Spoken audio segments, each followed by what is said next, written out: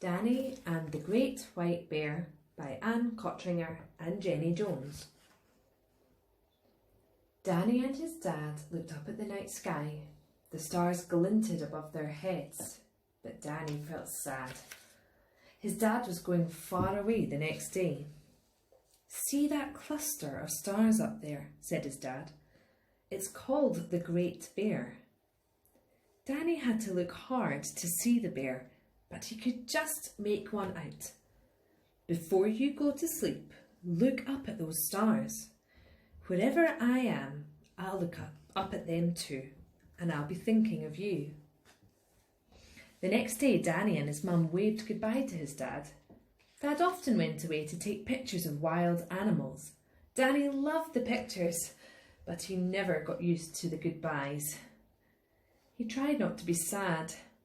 He tried not to be cross. He tried to be a big boy. He was just about to chew his thumb when there was a knock at the door. Before Danny could get up and answer it, a great white bear strolled in. He looked around, poked his head in and out of cupboards, tested the bounce on Danny's bed, and decided to stay. Danny called him White Bear. White Bear travelled lightly. In a bag with a strap, he had paper and pens and some frozen fish fingers, which he put in the fridge in case he got hungry. At first, Danny didn't tell his mum about the bear, but it's hard to keep a big white bear a secret in a small house. "He can stay as long as he behaves," said his mum. In the morning, White Bear took Danny to school. He held Danny's hand all the way there. He waved until Danny had disappeared through the school doors.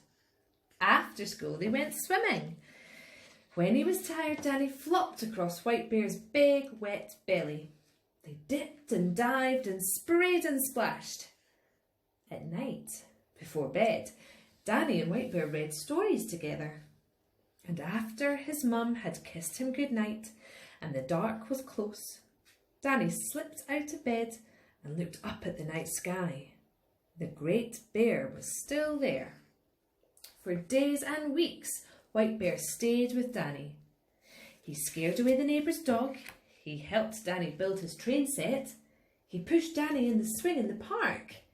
And when Danny fell, he put a plaster on his knee. Occasionally, when White Bear got hungry, Danny's mum cooked some fish fingers. Then, one day, a postcard came from Danny's dad. The picture showed a land of ice and snow and an enormous starry sky. "White Bear, look!" cried Danny. "Look where my dad is!" On the back of the postcard was a message. "Dear Danny, home soon. Love, Dad." White Bear looked a bit sad. "Are you missing home?" asked Danny. White Bear chewed on his paw. Danny fetched White Bear's pens. He spread out a snowy white sheet of paper and helped White Bear write a letter. "Dear folks, home soon. Love, White Bear." They posted it the next day on the way to school. That evening, Danny and White Bear looked up at the Great Bear, and then in the starry darkness they climbed into bed. Danny couldn't sleep. The quiet was too quiet. The night was too long. He wondered where his dad was now. Beside him, White Bear lay awake too.